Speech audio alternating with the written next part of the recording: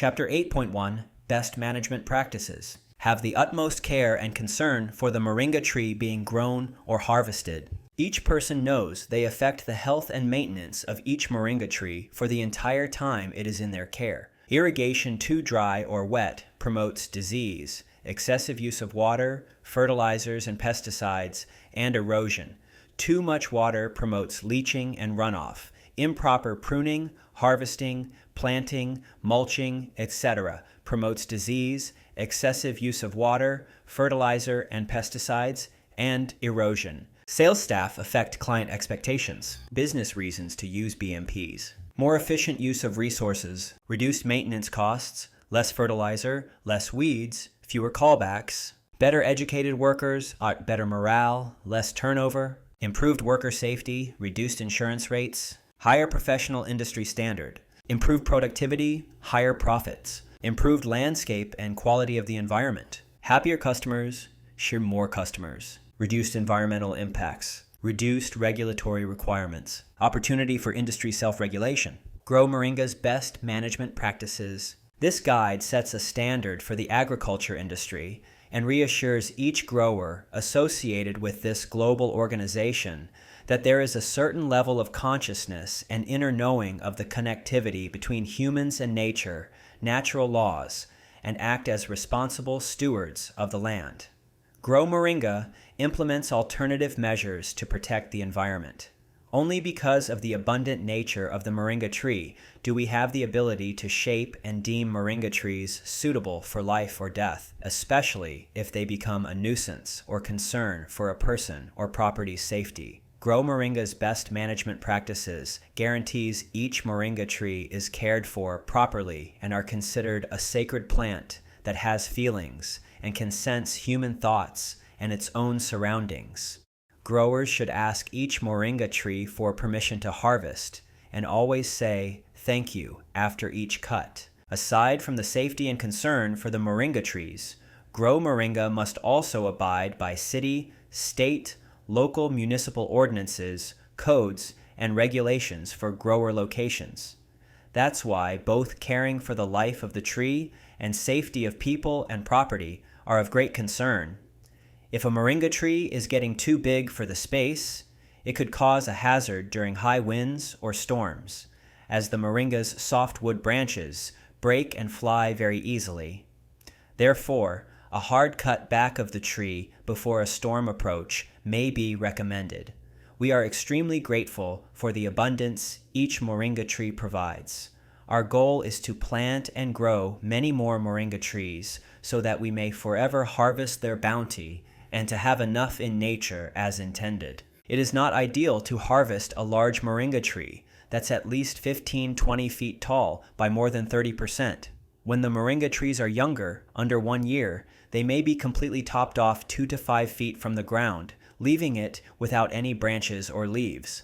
This process may happen a couple of times in the first year to build root systems and to thicken the base of the moringa tree. That way, after the first year, it has many branches, making it a much shorter, bushier tree.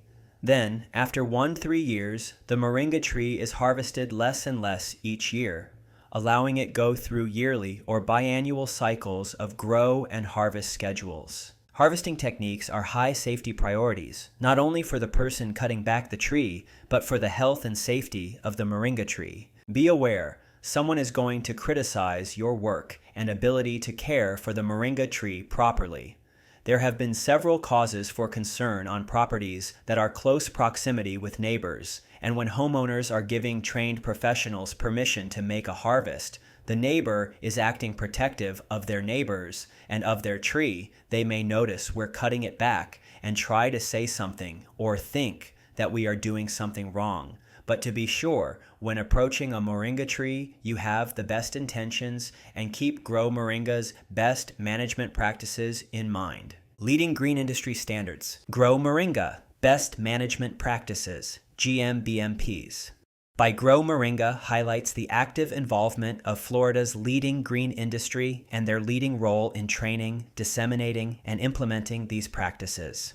Protection of water resources by Grow Moringa means that the green industry plays a leading role in the protection of the Florida water resources by implementing GMBMPs. The program uses an inside-out approach, meaning the industry is taking a proactive approach towards environmental protection. How each one of us does our job in nature every day matters. Non-point source pollution. Pollution that comes from diverse sources that can't be pointed at as the known source. Non-point source, NPS. Pollution, unlike pollution from industrial and sewage treatment plants, comes from many diffuse sources. NPS pollution is caused by rainfall moving over and through the ground. As the runoff moves, it transports natural and human-made pollutants, depositing them into lakes, rivers, wetlands, coastal waters, and even into underground sources of drinking water. These pollutants include excess fertilizers, herbicides, insecticides from agricultural lands and residential areas, oil, grease, toxic chemicals, sediment from construction sites eroding stream banks, bacteria and nutrients from livestock, pet waste, and faulty septic systems. In Florida, urban nutrient runoff and leaching are significant causes of water pollution. High levels of nitrogen and phosphorus, a common problem in Florida waters, can have devastating impacts on the coastal ecology. Atmospheric deposition and hydromodification are also sources of non-point source pollution. Atmospheric deposition occurs when pollutants are transferred from the air to the Earth's surface.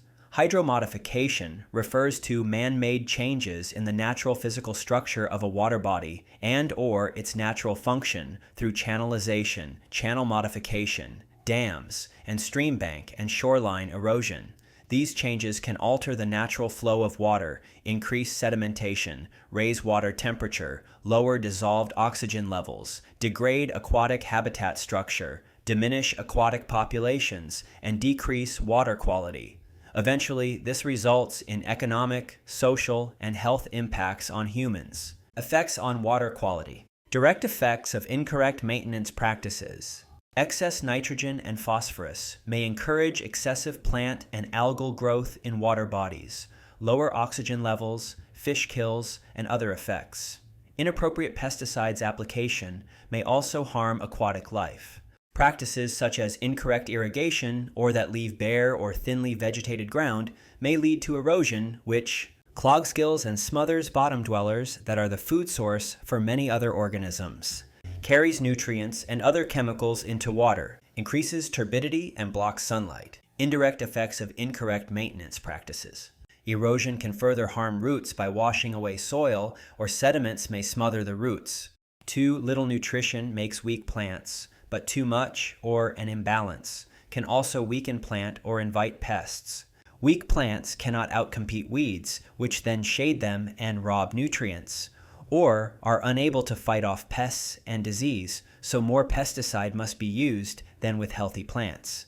Overwatering wastes water, and it is the most common way people kill their lawn. It promotes shallow root growth, fungus, pests, and disease, excessive growth, leaching away nutrients, and weakens the plants.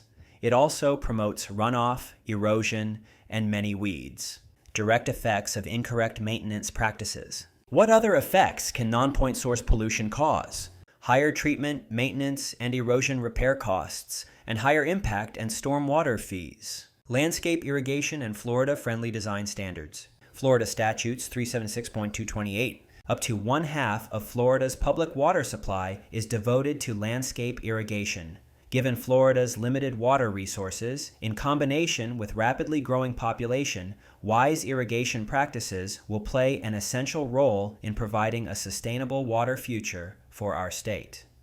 Proper landscape design and irrigation system standards can help save significant amounts of water and money and achieve both attractive landscapes and protection of our natural resources. The landscape irrigation and Florida-friendly design standards are based on the irrigation code defined in the Florida Building Code, Plumbing Volume, Appendix F, and directs that local governments use these standards when developing ordinances. Standards include 1. Low-impact site design practices, 2. Choosing a plant palette and irrigation system that is appropriate for site conditions, 3. Grouping plants by irrigation demand, and 4. Minimizing the percentage of landscape area in irrigated high water use hydro zones. Urban fertilizer application. Senate Bill 494, enacted in 2009, creates a limited certification for urban landscape commercial fertilizer application to be implemented January 1, 2014. This limited certification will provide a means of documenting and ensuring compliance with best management practices for commercial fertilizer application to urban landscapes. Pursuant to 403.9338, the Florida Department of Environmental Protection, FDEP, will provide training and testing programs in urban landscape best management practices and may issue certificates demonstrating satisfactory completion of the training.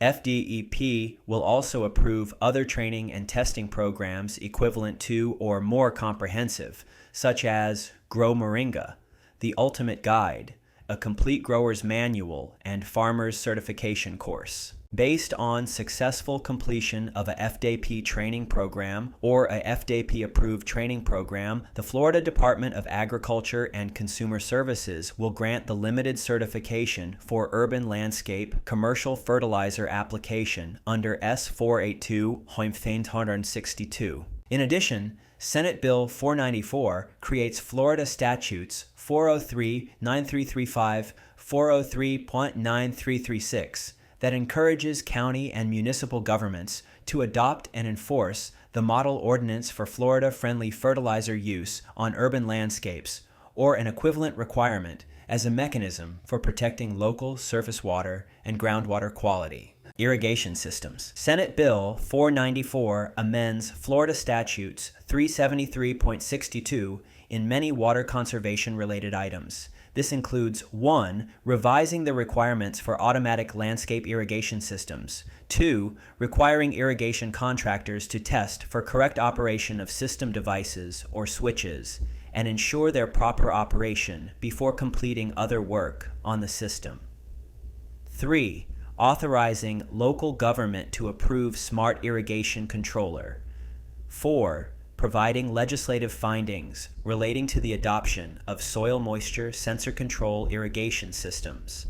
5. Providing a statewide process and conditions for obtaining a variance from Water Management District restrictions on water use. Water conservation in landscapes. Senate Bill 2080, also enacted in 2009, amends 373.185, revising the definition of Florida-friendly landscaping, deleting references to xeriscape, and capturing the 9 principles of Florida-friendly landscape. It also requires water management districts to consult with additional entities for activities relating to Florida-friendly landscaping practices, specifying programs for the delivery of educational programs relating to such practices. The bill directs water management districts to work with the department, local governments, county extension agents or offices, nursery and landscape industry groups, and other interested stakeholders to promote, through educational programs and publications,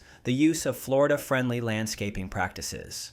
Each district shall use the materials developed by the Department, the Institute of Food and Agricultural Sciences at the University of Florida, and the Center for Landscape Conservation and Ecology Florida Friendly Landscaping Program, including, but not limited to, the Florida Yards and Neighborhoods Builder Developer Program for developers, and the Green Industries Best Management Practices Program for landscaping professionals. In addition, the legislature finds that the use of Florida-friendly landscaping and other water use and pollution prevention measures to conserve or protect the state's water resources serves a compelling public interest, and that the participation of homeowners associations and local governments is essential to the state's efforts in water conservation and water quality protection and restoration. Therefore, homeowners association documents, including declarations of covenants, Articles of incorporation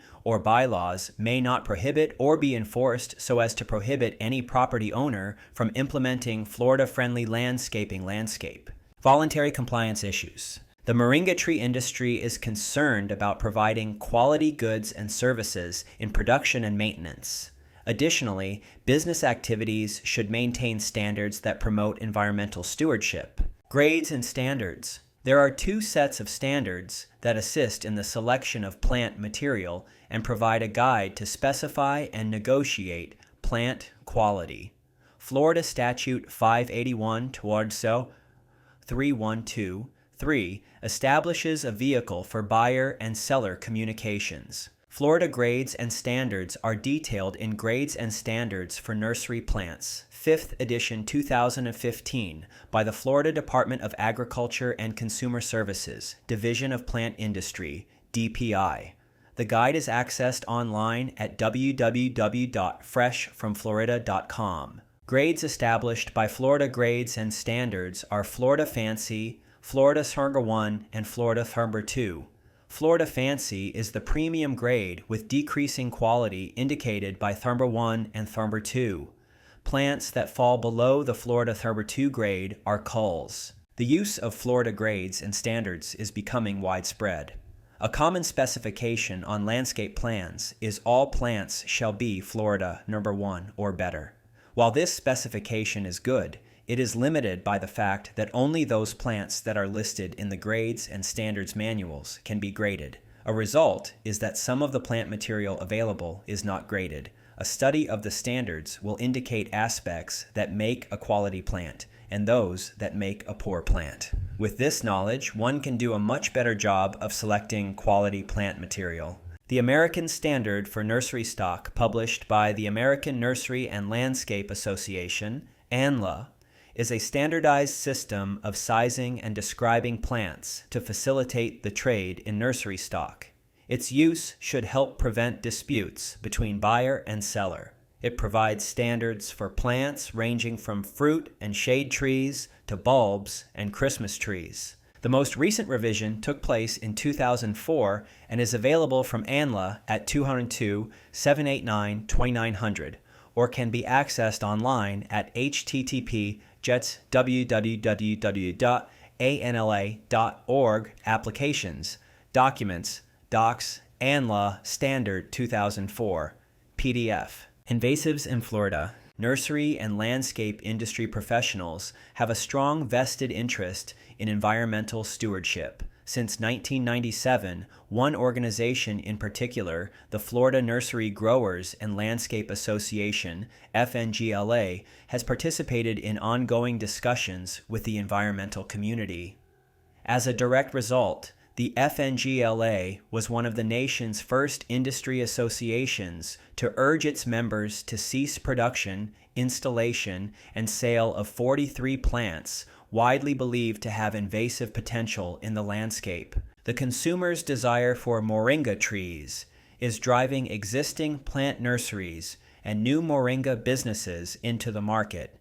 The Grow Moringa Collective strongly supports the industry's focus on managing invasives all over the world, and especially in Florida and in all regions where moringa trees are being grown. Shifting focus to the research and breeding of new plant selections or cultivars lacking invasive characteristics. Moringa is on the list of invasives to watch classified by the state of Florida, the main reason of which can be because the seeds have paper wings and the seeds have the potential to spread from the mother trees in the wind and germinate. Moringa is also one of the fastest growing trees in the world, and also being drought tolerant, the seeds can sprout very easily and become large enough to disrupt the local fauna and flora in a very short amount of time. There is also a potential for invasive pests to thrive on invasive species like moringa, so it is imperative to continue research on the subject.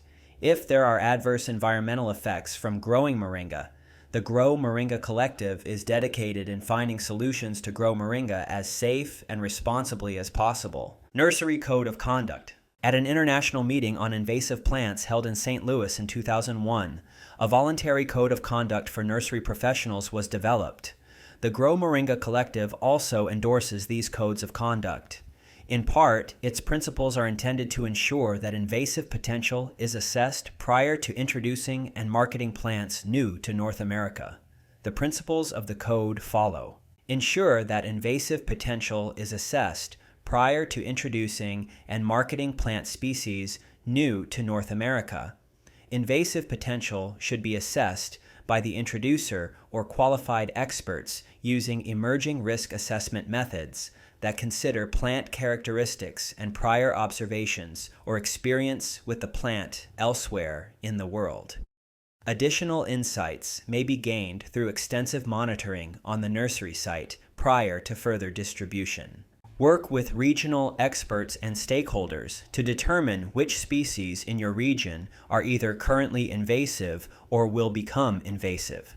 Identify plants that could be suitable alternatives in your region. Develop and promote alternative plant material through plant selection and breeding, where agreement has been reached among nursery associations, government, academia, and ecology and conservation organizations. Phase out existing stocks of those specific invasive species in regions where they are considered to be a threat. Follow all laws on importation and quarantine of plant materials across political boundaries.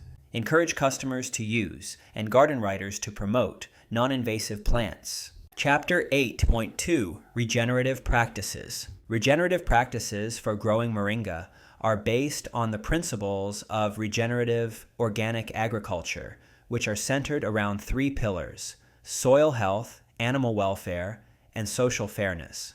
Soil health is a crucial component of regenerative agriculture, as healthy soil leads to healthier plants, animals, and ecosystems.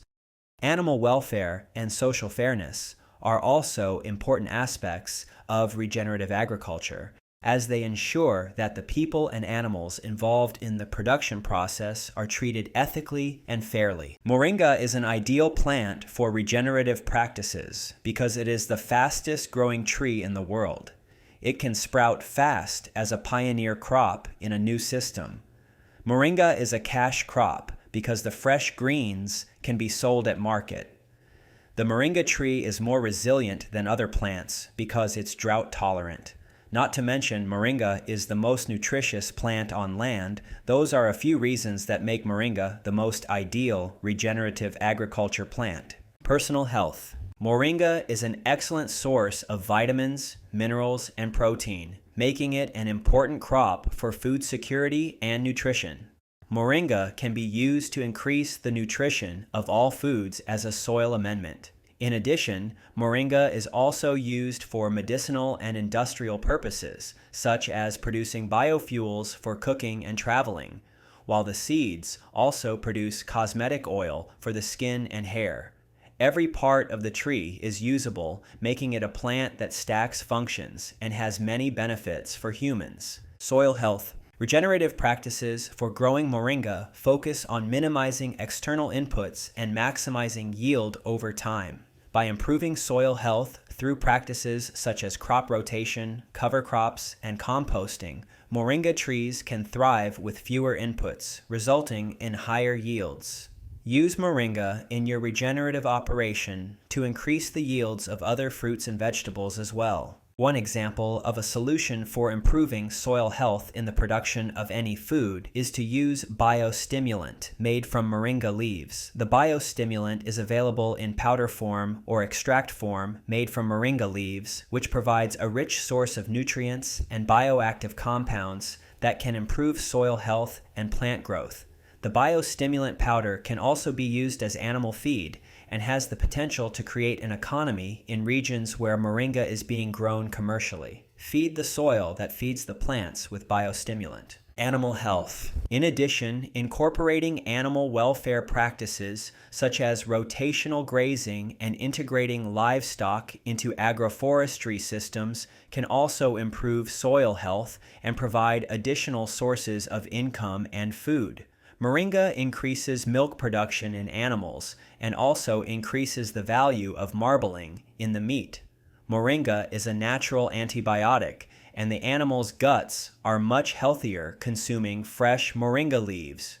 Chickens will lay more eggs with thicker shells and thicker yolks due to the high calcium and phosphorus levels. Environmental health. Growing moringa doesn't mean that you only grow moringa. Grow moringa alongside a plethora of companion plants, other foods, and many animals. Moringa can feed the animals, helping to regenerate other aspects of your yard, garden, or farm.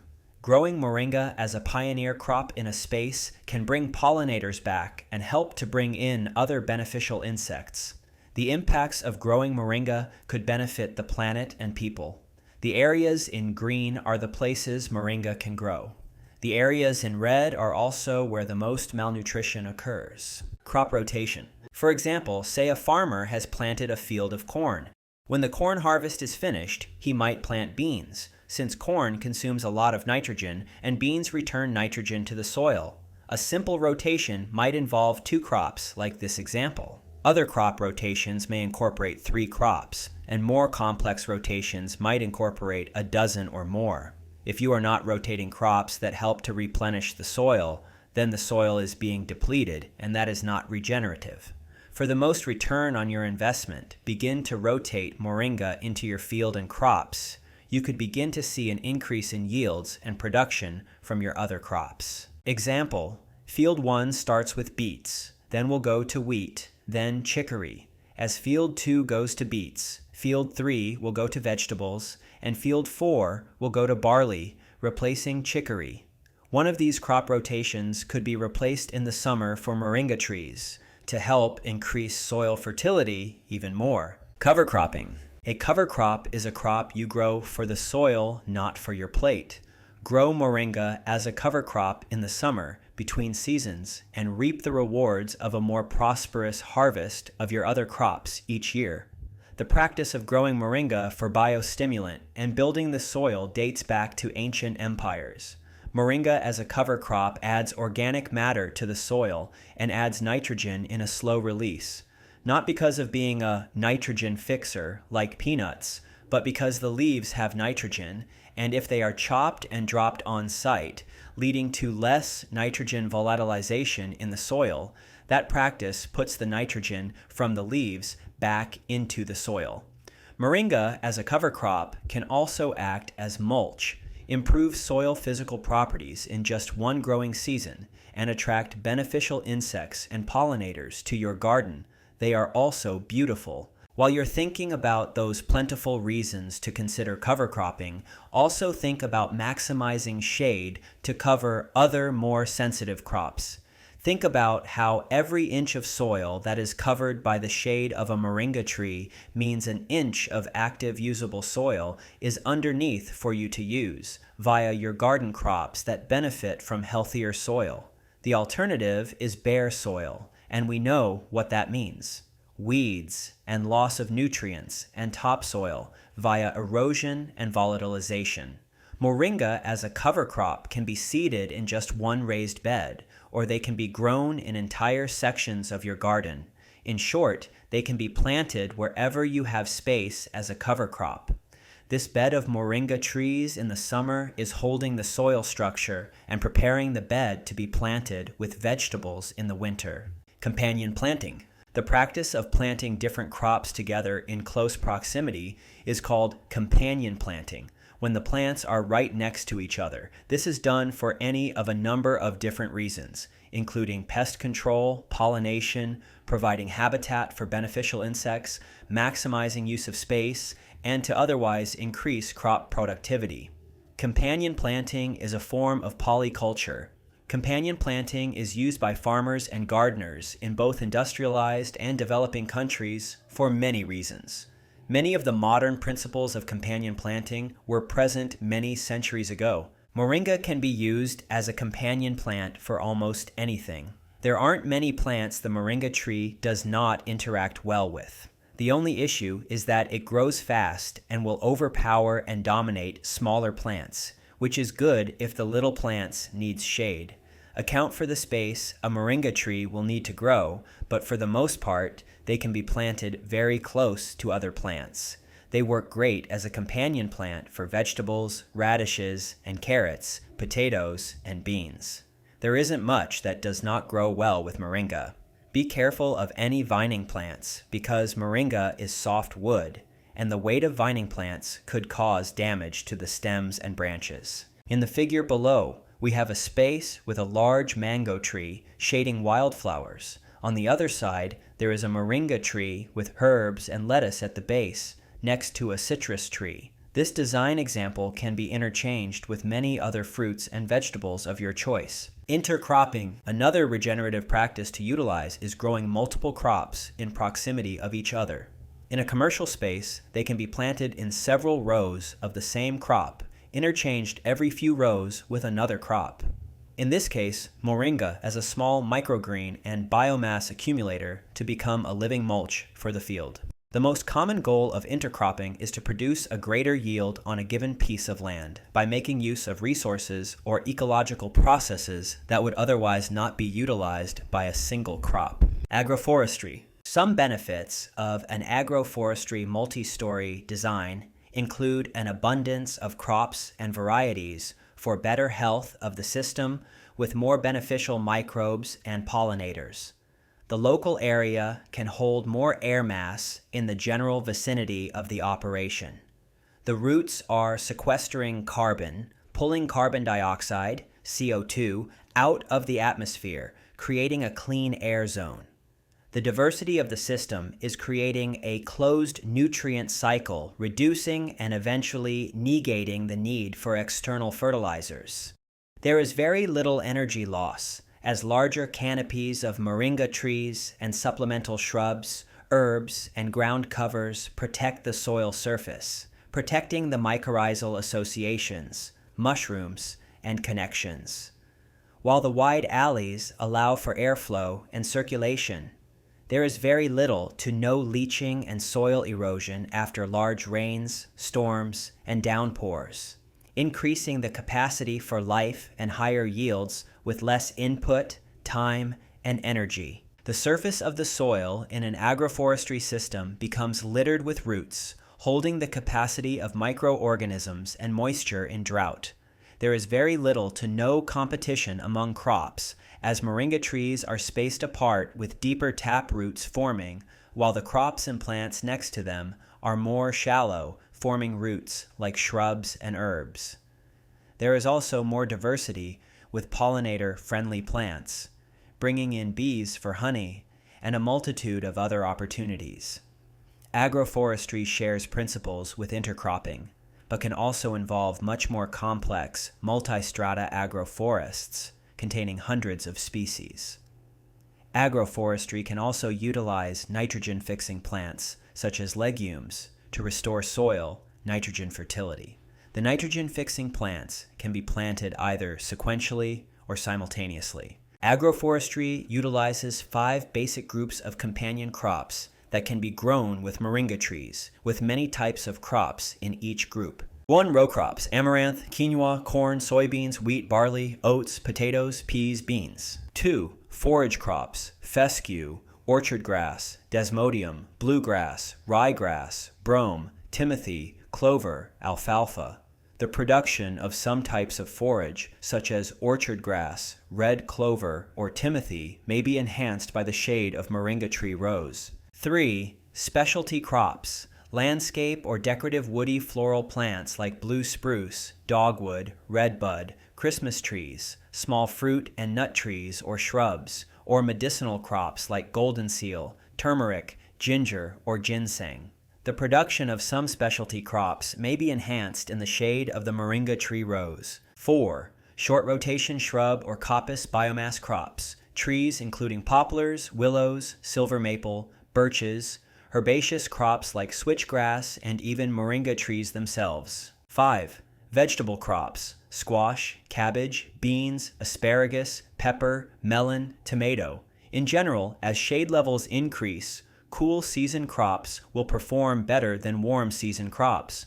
Moringa trees will extend the life of winter and annual crops. The alleys can even be planted with any of these types of crops in numbers 1-5 for biomass crops, specialty crops, or vegetable crops. Other regenerative practices: By mimicking natural systems, we create a more integrated and resilient food system that doesn't need constant attention to keep producing abundant food.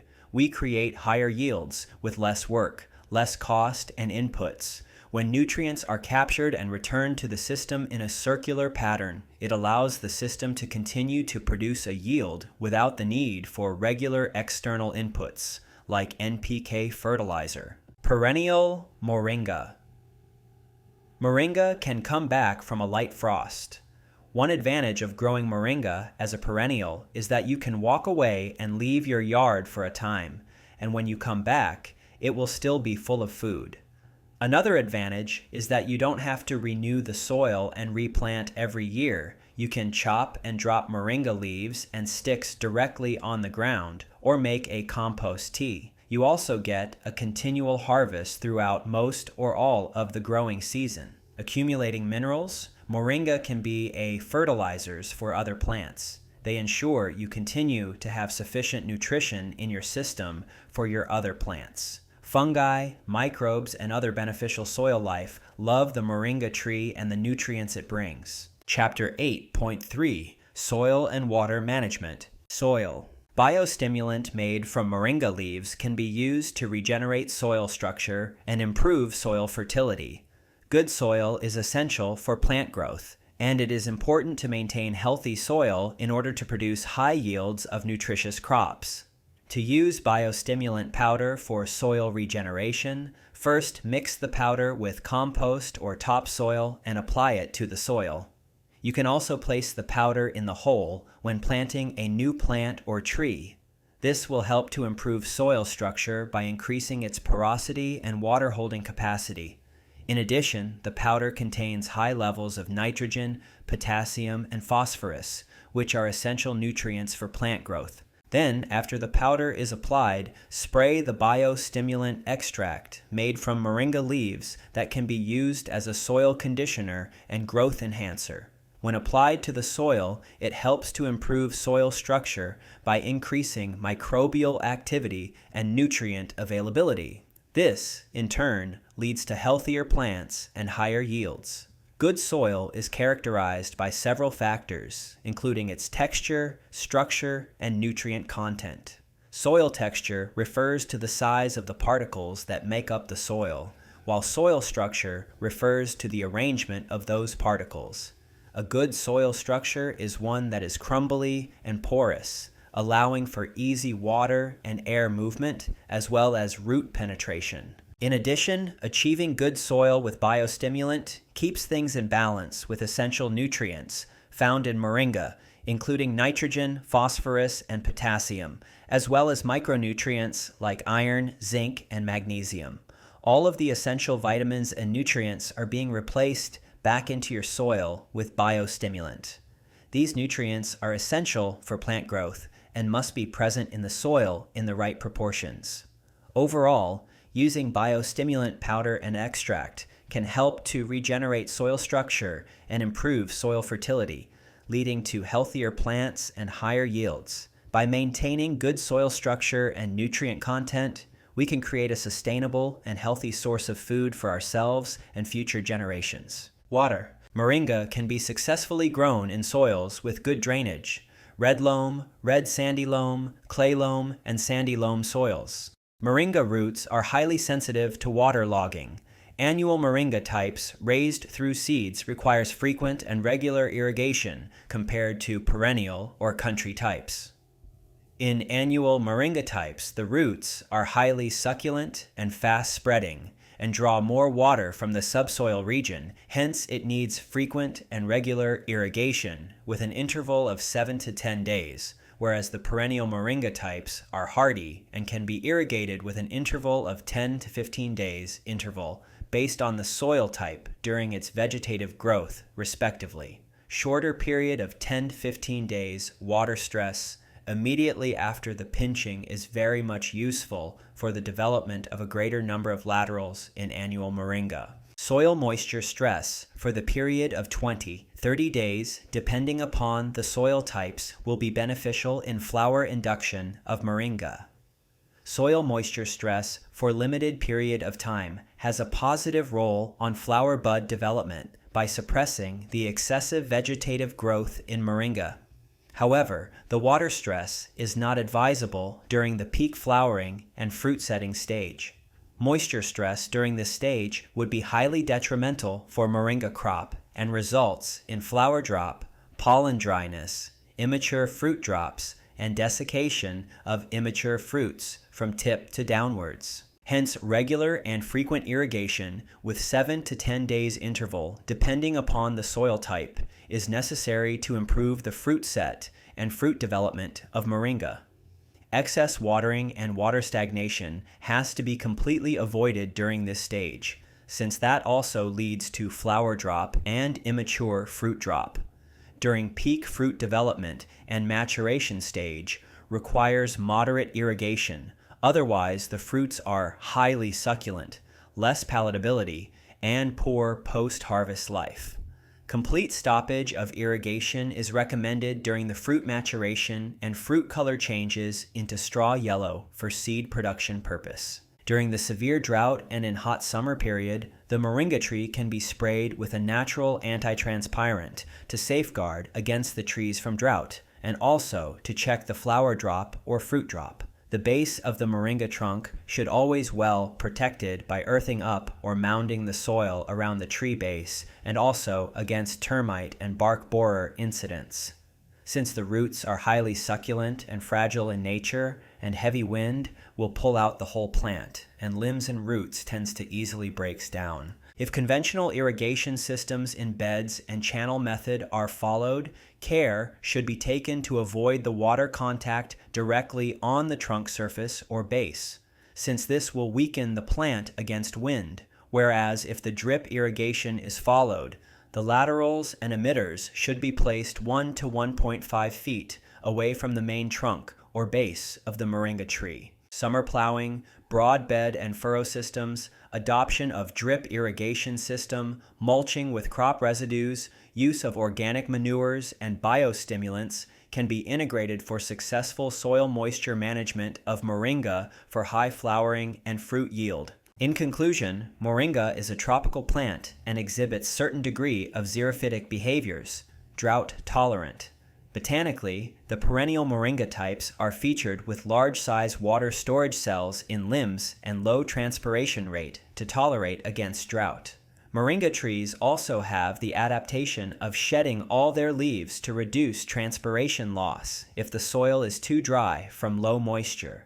Moreover, the developing fruits are autotrophic, since they also contain high chlorophyll content and also draw water from the storage cells for photosynthesis. This mechanism was helpful in the retention and development of fruit. Chapter 8.4 Site Management. Managing a food forest, garden, or farm that includes moringa trees requires careful planning and execution to ensure that all plants thrive and produce healthy yields. Here are some steps to manage a property that is growing food. 1. Design your food forest. Before planting any trees or plants, design your food forest. This involves choosing the right plants that will work together in a symbiotic relationship. Consider the sunlight, soil type, water availability, and other environmental factors that will influence plant growth. Once you have a design, the first trees to plant are the moringas. 2. Choose the right species. There are several species of plants that you can learn about and experiment with over time. Start with trusted moringa seeds. The most common variety is the Moringa oleifera PKM1. Choosing the right genetic material for your food forest will influence the growth and productivity. Choose the other plant species just as carefully and make sure that each one is best suited for your climate and soil conditions. Moringa is very sensitive to cold weather. Grow it outdoors in the ground in areas that have little to no frost conditions. Grow moringa in a pot to bring indoors if you're located in a temperate zone. 3. Plant moringa trees strategically. When planting moringa trees in a food forest, consider their height and spread. Plant them in a way that will not overshadow other plants or block their access to sunlight.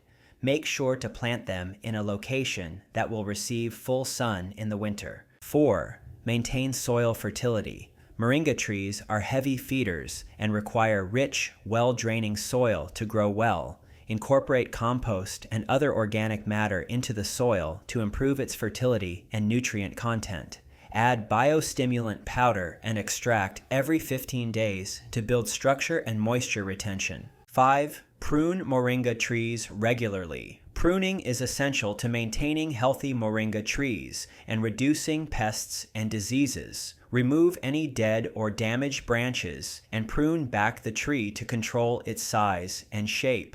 Harvest the trees in increments, pop tops, then allow the branches to regrow and pop tops all throughout the growing season. Then, cut back even lower once the season is over. 6. Use mulch. Mulch around the base of the moringa trees to retain soil moisture and suppress weed growth. Reapply a layer of mulch each year. This will also help to conserve soil nutrients and improve soil fertility. It will reduce the amount of weeds growing around the moringa trees. 7. Control pests and diseases. Monitor your food forest regularly for pests and diseases that can affect the health of your moringa trees and other plants. Use organic pest control methods whenever possible to avoid introducing harmful chemicals into the ecosystem.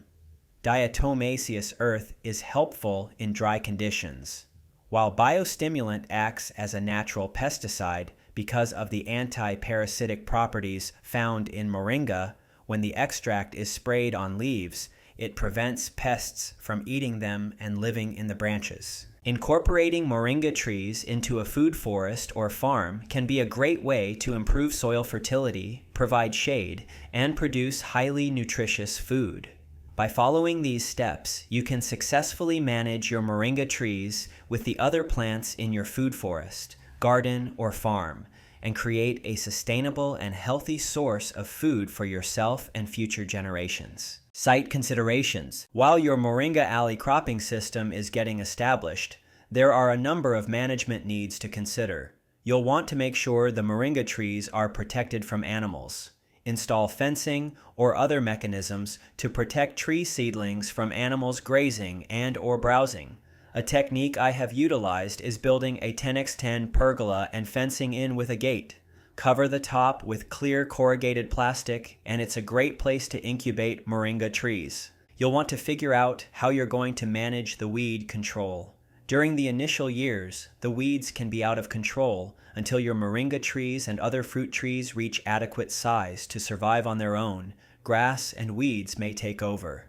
Sometimes nursery ground cover can be helpful, but more environmentally friendly weed suppressant is a layer of mulch over cardboard boxes or thick cardboard paper. A weed torch is also very handy. Consider that in order to get your food forest established on depleted soils, you may need to invest in fertilizers. Get savvy with fertilizer types, application, and get your soil tested to know what your analysis looks like. Soil tests indicate the need for certain minerals. Find out what's missing and how you may need to adjust the pH with a soil test. What is the soil testing for? To grow moringa, you'll want a heavy metals soil test. There are other tests that will provide the pH, local extension office, and also other tests that will analyze the mineral and vitamin content.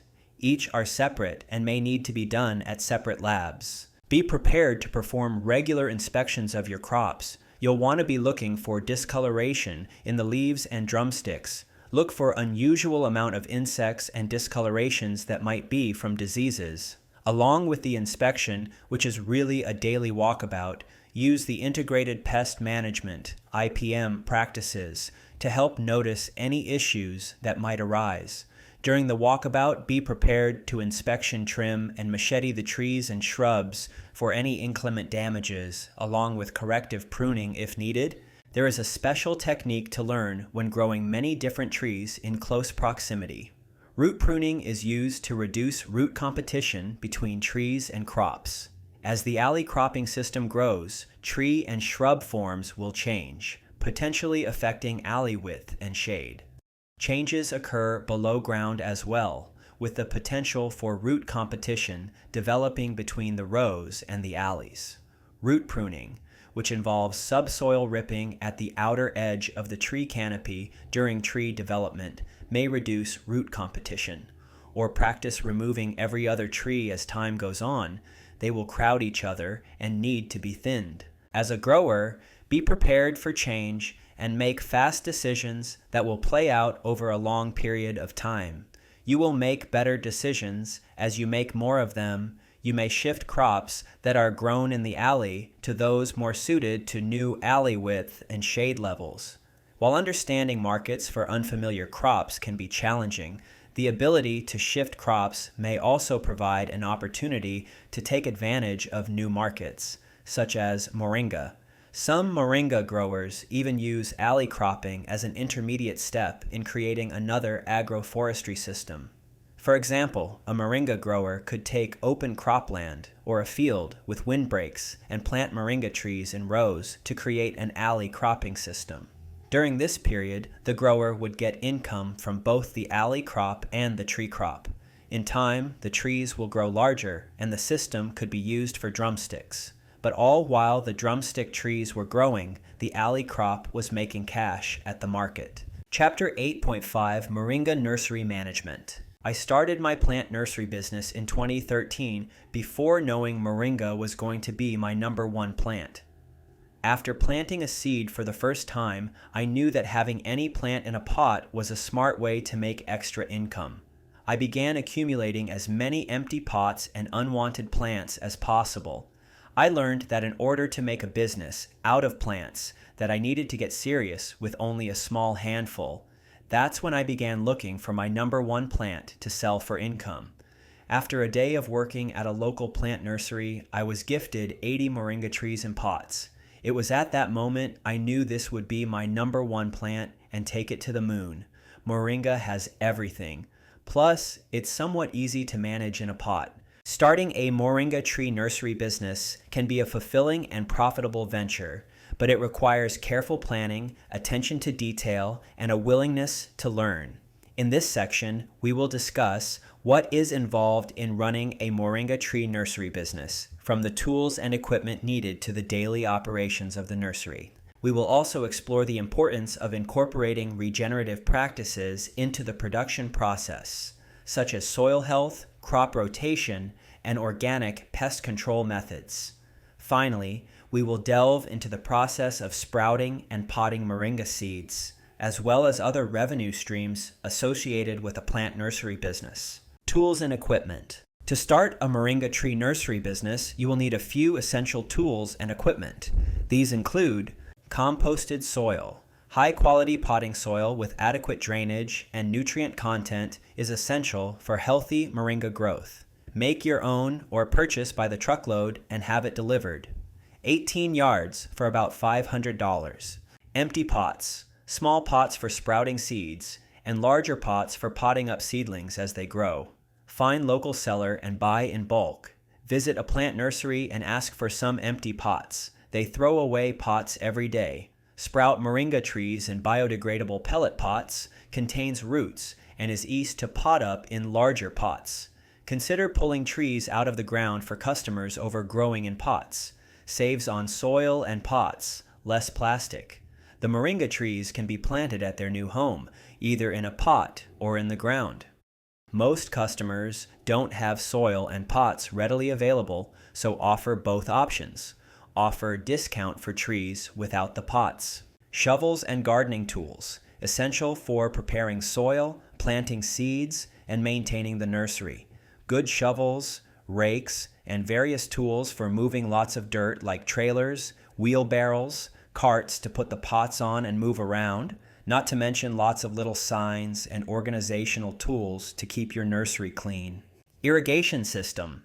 Depending on the size of the nursery, an irrigation system may be necessary to ensure adequate water supply. Keep the trees in close proximity if you have to water them with a hose, but plan an irrigation design. Can you dig a trench and lay PVC pipe, or should the pipe be placed on top of the ground cover? There are a few different styles for irrigating, but one of the best techniques I have learned for sprouting moringa trees is to water them using the wicking method. If they are in small pots, they can be dunked in a tub of biostimulant solution for a few minutes. The water and nutrients will wick up from below. For larger trees, avoid watering from above, getting the leaves wet. Sometimes in a pot, the moringa tree may like it drier, but it's difficult to measure accurately how to water sometimes because the pot can get really hot and dry really fast. Something to make sure of is not overwatering or a leak somewhere that could cause flooding or root rot. Daily operations. Running a moringa tree nursery business involves daily operations that are crucial to the success of the business. These include moringa tree care. Regular watering, fertilization, pruning, and pest management are essential for healthy moringa growth. Seedling management. Sprouting thousands of seeds at one time in small pots, then potting them up into larger pots as they grow. Follow your ABCs to nursery life. Always be seeding. Record keeping. Keeping detailed records of plant growth, inventory, and sales is essential for tracking progress and making informed business decisions. Get really good at Excel and install Google Docs on your phone to record findings in the field and how much is being made. It's important to know how much it costs to run the operation so that you know what to charge for trees, seeds, and materials. Regenerative practices. Incorporating regenerative practices into the production process can help reduce costs, increase yields, and improve the overall health of the moringa trees. These practices include soil health. Using composted soil to cover crops can improve soil health and reduce the need for chemical fertilizers. Feed the soil biostimulant in powder form and spray the trees with the extract every 15 days. Pot rotation. Rotating pots can help break disease and pest cycles and improve soil health for the trees that have been in a pot for a year. Every year, shake out all the pots and redo all the pots that are remaining in your nursery. Most trees are getting bigger, so they need to go in a bigger pot anyways. Organic pest control methods. Using beneficial insects like ladybugs can reduce aphids and flies. Practicing pot rotation disrupts larval patterns, and irrigation maintenance tracks any leaks or dry spots, reducing stress and the need for as much or if any harmful pesticides and chemicals. The better quality soil with the use of biostimulant will keep all systems in balance without the need for pesticides. Moringa tree cost and revenue streams. Is growing moringa profitable? The cost of starting a moringa tree business can vary depending on factors such as location and scale of your operation. Start small and get to know the moringa tree. It could take 1 to 2 years before getting some momentum.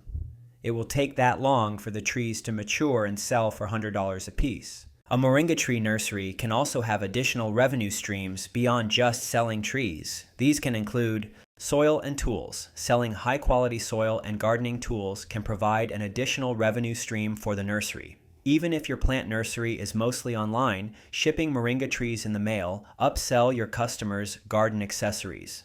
Installation and maintenance.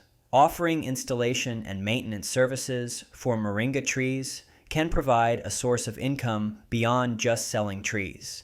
Most people who want to grow a moringa need help planting the tree, and also yearly maintenance and harvesting. The upsell for yearly maintenance with a subscription plan can assure recurring revenue. In conclusion, managing a moringa tree nursery business can be a rewarding and profitable venture when done correctly. It requires careful planning, attention to detail, and a willingness to learn and adapt. By incorporating regenerative practices into the production process and exploring other revenue streams beyond just selling trees, it's possible to build a successful and sustainable moringa nursery business. Chapter 8.6, Moringa Harvesting Schedule. Follow this moringa harvesting schedule for maximum production. You can maximize the yield and quality of your harvests throughout the year, ensuring a steady supply of nutritious moringa leaves and drumsticks. Remember to adjust the timings based on local weather patterns and specific conditions. Harvesting allows you to care for the trees up close and personal. It gives them attention and allows you to catch any stresses or problems. The best farmers are outstanding in their field. You do not have to follow these instructions exactly to get fantastic results. Remember, this tree is the fastest growing tree in the world. Some of the techniques mentioned in the harvesting schedule is for a commercial farm with highly productive trees for a purpose. To make a living from moringa, you'll want to harvest trees consistently, creating more material for potential sales. You don't need to harvest the trees all the way back if you don't want. Only take one branch at a time if the tree is calling you to do so. Take your time and make clean cuts. Don't leave any branch jagged or with torn bark exposing the soft wood. You don't have to harvest a large portion of the tree at one time either. It will go into shock if many cuts are made at once. There are many methods and styles for harvesting a tree. You might have seen a crepe myrtle tree near a parking lot somewhere that was trimmed back. Don't perform crepe murder on the trees where you just level the tree at the same height each year. That will cause knotting and is not healthy for the trees at all. Instead, pace out the harvests, spread them out, increment your harvests so that your cuts go with the season at different heights. Harvest half the tree at a time. There is no cookie-cutter way to take care of your moringa tree. The following harvesting schedule details how to achieve maximum leaf production in first 1-2 years. Once the tree is mature, you can transition to harvesting for drumstick production. Once your moringa tree has been well established in the ground for 1 to 2 years and has been harvested many times, it will only need to be trimmed back once a year for drumstick production. Harvest drumsticks before the rainy season, usually by June-July. Harvest the moringa trees short and keep the base of the tree with many branches to allow more production next year. In preparation for drumstick, harvest the trees short at the start of the season in Feb-March and allow them to grow without a harvest till rainy season. Don't leave drumsticks on trees once rains begin because they will form fungus, mold, and attract pests. If you are harvesting the tree for greens up until rainy season and the trees begin to form flowers in Aug-Sept, instead of harvesting for greens at that time, you could leave the tree alone and get a harvest of drumsticks within a few months before winter. If you do decide to not harvest and wait for drumsticks, you won't get greens, so prepare for not greens harvest. Have trees at young ages that you are grabbing greens from while the drumstick trees mature. Once the moringa flowers are pollinated and the tree produces drumsticks, it will begin to lose the leaves. It usually takes about 6 months from the last time it's harvested to grow out more branches and form a fully mature drumstick. Timing is everything with the rainy season, winter, and pollinator flow. After a hard cut, like one shown below, the tree will begin to sprout new branches within a few weeks and could have flowers forming within the month. Once you decide the mature tree is a drumstick harvesting tree, you'll only need to harvest and cut back once a year at the time of harvesting the drumsticks. If you are growing moringa trees for drumsticks, harvest the trees in first 1-2 years rigorously every month with the harvesting schedule. Then, once it has produced a few drumsticks and is well established, let the tree go full cycle without too much intervention. Starting from seed, sprout your moringa tree in a biodegradable pot. It's very easy to move and handle the trees in the self-contained little pellet pots. The skin of the pot is made from corn cellulose, and it is filled with peat moss. There are other types of biodegradable pots that don't use peat moss, which are better, but the small amount of peat moss in there does not affect the tree too much if you take some of the peat moss out and replace it with perlite. A little hack we have found that make these biodegradable pellet pots work much better is adding perlite. The peat moss pellet can be acidic for the moringa tree, and over time, if they become dried out, they can suffocate the moringa tree roots very easily. Keep the pellets moist and in shade, and the small trees can survive in these pots for up to a year, although I usually put them in a larger pot within 3 to 60 days. To hydrate the pellets, soak them in biostimulant so they have added nutrients. The peat moss is pasteurized and void of anything. The biostimulant helps the seeds sprout in the pellets with added soil supplements. Introduce the biostimulant solution while hydrating the pellets, so the soil has plenty of nutrients to sprout the seed more easily. Once the moringa seed sprouted, it will begin to form leaves, and that's when we can begin to enjoy them and eat them fresh. Eat the fresh leaves from a newly formed moringa tree. Within the first 30-45 days, you can make your first harvest. The most common way to keep your moringa trees short and bushy is to pop the top. The very top of the stem is where the moringa tree continues to grow taller.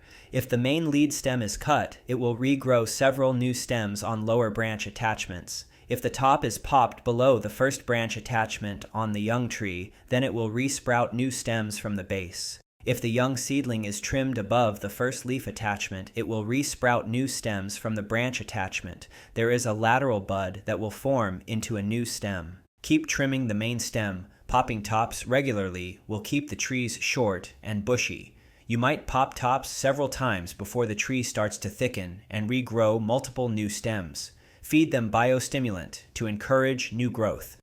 The young trees can be trimmed and harvested at about 1 to 2 feet tall.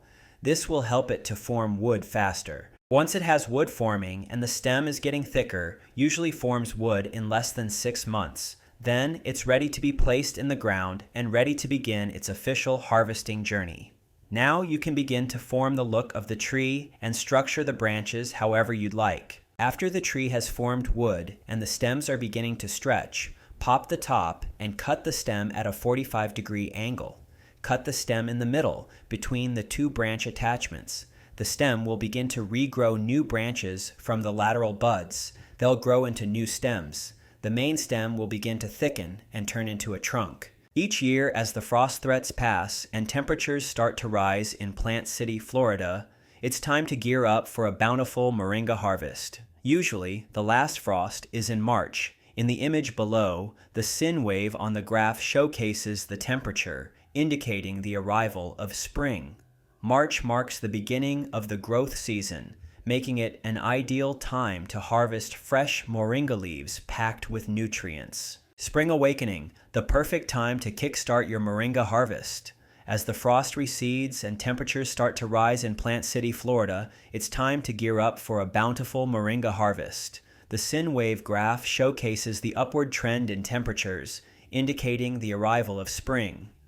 March marks the beginning of the growth season, making it an ideal time to harvest fresh moringa leaves packed with nutrients. Harvests 1 to 4. The last frost indicates the start of the season. By the time the weather has heated up, the trees are beginning to come back from dormancy. They will begin to stretch. Once the branches begin the stretch and get taller, spreading out from the trunk, begin to pop tops regularly. Keep the stems from getting too tall. If a harvested stem regrows only 1 new stem, keep popping the tops until 2 to 3 new stems are forming on the lower branch attachments. Then, once those new stems begin to grow and stretch, begin to pop those tops too. Once the tops are popped and the stems are beginning to bush out, you'll need to start removing some of the crowded stems towards the trunk. Remove any crowding in the center of the tree, any new stems that are forming and pointing towards the center. Remove them from the trunk so the center of the tree is open and the tree begins to grow short and wide. During the spring, it's warm and dry. To help inspire the trees to grow more leaves, irrigate the moringa trees, or have at least a layer of oak mulch on the ground to provide some cooling retained moisture in the soil. Harvests 5, 6. Summer splendor. Get ready for moringa. Drumstick delight. The sin wave graph shows the peak in temperature, growth rate, and precipitation indicating the arrival of summer. June brings abundant sunshine and warm weather, making it the perfect time to harvest moringa drumsticks. These elongated green pods are prized for their rich flavor and versatility in various culinary creations. A mature moringa tree can produce drumsticks from June if it was a mild winter, if the tree didn't get damaged too much and still have a big trunk at the end of winter. Sometimes the trunk dies completely and the tree regrows all new stems and repeats the cycle. Harvest drumstick before the rains. Depending on what size they are, some can be used for curry, some can be used for soup, and others could produce viable seeds to grow new trees. Harvest 7. Fall into Moringa bliss. Harvesting nutrient-packed moringa leaves. Description: as summer transitions into fall, the sine wave graph illustrates a gradual decrease in temperature. September is an excellent month to harvest moringa leaves at their nutritional peak. Packed with vitamins and minerals, these vibrant green leaves can be used in salads, smoothies, and other delicious recipes. This is a time when hurricanes can still damage the area. I bring trees back short in September to prevent them from falling over in high winds. Moringa roots can snap very easily. Harvest 8. The first chill, the end of a season, and prepping for winter. In November, it's time to cut back your moringa tree short to prepare it for the cold and dry season ahead. Pruning the tree back short helps it conserve energy and promotes healthy regrowth when spring arrives. Harvest before any drop in weather. Any frost or cold under 50 degrees could cause leaves to yellow. Harvest leaves before they turn yellow. The series of 3 photos below are from David the Good, an author and agriculturalist. These photos are from his website and blog, https://www.thesurvivalgardener.com. He trimmed the trees back short, wrapped them in chicken wire, and protected them with straw. This kept the frost from touching the stems, and when the straw was removed, the stems even had buds forming already for spring. Harvest 9:10. Rise into Moringa power. The return of the moringa tree. Awaken your inner chai. The cold weather keeps the moringa trees from growing much. The short days and long nights don't produce much material. One thing that is important to do is try to keep the frost from touching the stems. You'll have a much faster return rate if the trees are protected over winter. Cover them with a bed sheet overnight if necessary. After the last frost, remove any dead or damaged stems. They will begin to fall off. Clean the trees up a little. If new shots begin forming, pop tops, to inspire the tree to bush out early. Harvest weights. With all this talk of harvesting, let's calculate the amount of weight you can harvest from one moringa tree over its lifespan. From the time the moringa tree sprouts and provides leaves, it is harvestable. The first harvest may only be a few grams of wet leaves. The conversion to calculate the weight of wet leaf to dry leaf is 1 to 5. If the pile of wet moringa greens weighs 100 grain, once it is stripped from the branches, the dry weight will be about 20 grain. Whatever the wet weight is, divide that number by 5 to get the dry weight. In the first 30 days, the moringa seedling may only produce a few leaves. After a harvest or 2, it may have sprouted new stems and could reach about 5 g in dry weight. After the tree has been harvested a few times and has wood on it, you may have accumulated about $50–100 worth of dried green in the first year. Then, after its first winter, the roots are much more established, and you can begin to get about 100 garglers of dried weight each harvest. Then, after the second winter and the tree is getting very established, it can produce about 1 kilo of dried greens each harvest, and it can be harvested several times throughout the year. By the third year, the moringa tree is producing about 5 kilos of greens a year. If a 1-acre property is planted an orchard of 500 moringa trees, that's possibly 5,000 kilograms of powder in 1 year. Chapter 8.7 Nutrient Management. Nutrient management is managing crop fertility inputs and other production practices for efficient crop growth and water quality protection. Nutrient management plans for site-specific situations minimize undesired environmental effects while optimizing farm profits and production. The great thing about moringa is that it can grow in depleted soils. It is very resilient and is a pioneer crop to help start farms and gardens that may have poor soil. Moringa will begin to protect the soil with fast shade, allow the microorganisms to live and thrive, less stressed and providing more bioactivity. Planning for nutrient management. Before planting moringa trees, the soil fertility status should be analyzed. Perform a heavy metals soil test and full laboratory testing of the nutrient profile. Determine at that time if the results state if the heavy metals are in a safe range. Moringa pulls out nutrients from the soil. The nutrient removal status of a moringa orchard are to be assessed. The same nutrients would be missing if the plot of moringa trees was not consistently fed. See what nutrients are available and assess the environmental risk of nutrient movement, with dust flying around due to lack of ground cover and also tilling. Record: anytime you apply nutrients is very important. The best and easiest way to prep your soil is to put biostimulant in powder form to strengthen the structure of the soil, then to spray the extract to activate the powder and feed the microorganisms, enzymes, and proteins, so that when it's time to plant moringa trees, they have everything they need already present in the soil. The biostimulant has zeatin, a natural plant hormone for fast growth. Biostimulant also has phosphorus to encourage root development and nitrogen to encourage leaf canopy growth. Adding fertilizer to your moringa trees will compound the efforts of the biostimulant and create a synergy of success. Generally, moringa trees can grow well without adding fertilizer very much. But if you are growing moringa for a living, the more you care for the well-being of the tree with proper nutrients, it will provide even more abundance. Manure or compost can be mixed with the soil or used to fill the planting pits. A common practice for commercial farmers is to dig a ring or trench about 6 inches from the trunk of the trees during the rainy season and filled with green leaves, manure, and ash. These trenches are then covered with soil. This approach is said to promote higher pod yields. Research done in India has also showed that applications of 7.5 kilo farmyard manure and 0.37 kilo ammonium sulfate per tree can increase pod yields 3-folds. Fertilizer and irrigation are recommended for maximum productivity. Veggie compost. It refers to the food and waste material collected from the kitchen, yard, farm, town, or village surroundings and allowed to decompose for a considerable period of time. It is the product of plant and animal wastes with various additives. Composted soil consists of yard waste, small sticks, grass clippings, leaves, food waste. There's also vermicomposting with focus on the production of worms.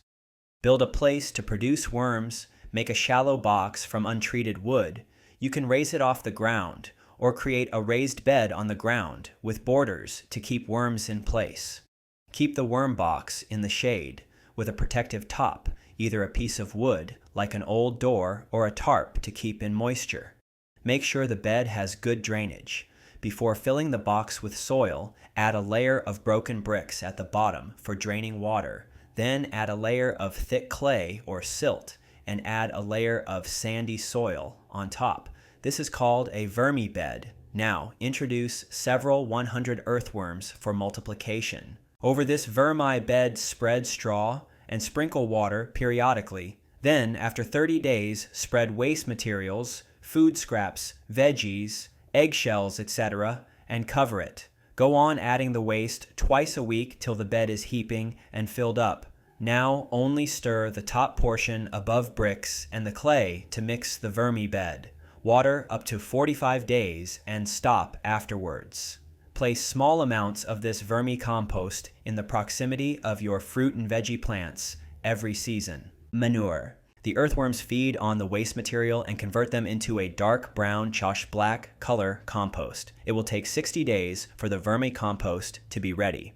2 guans 1 swam 1 pit gives 750 kilograms compost. Generally, 2,000 kilograms acre is recommended. Moringa trees, 110 kilograms tree is recommended for annual vermicompost. Sheep and goat manure is also very good manure. Panning is, therefore, a common practice of ensuring the use of sheep and goat droppings in the fields.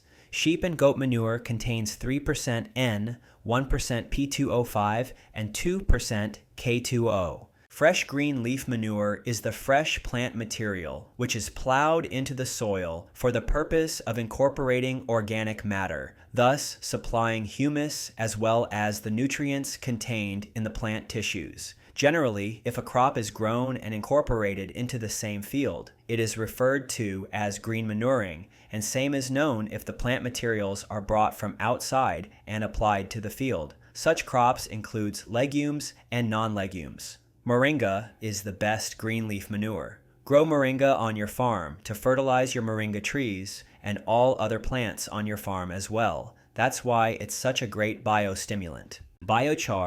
Biochar, a form of charcoal created through a process called pyrolysis, can also be beneficial for moringa tree growth.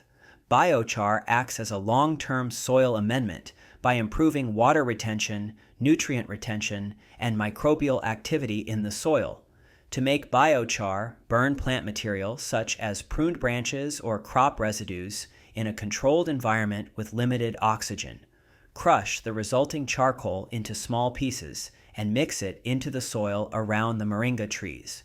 Bamboo makes excellent biochar. Rock dust. Applying rock dust is another way to enhance the nutrient profile of the soil. Rock dust, derived from pulverized rocks, contains a wide range of minerals and trace elements that may be lacking in the soil. Sprinkle rock dust around the base of the moringa trees and gently work it into the soil.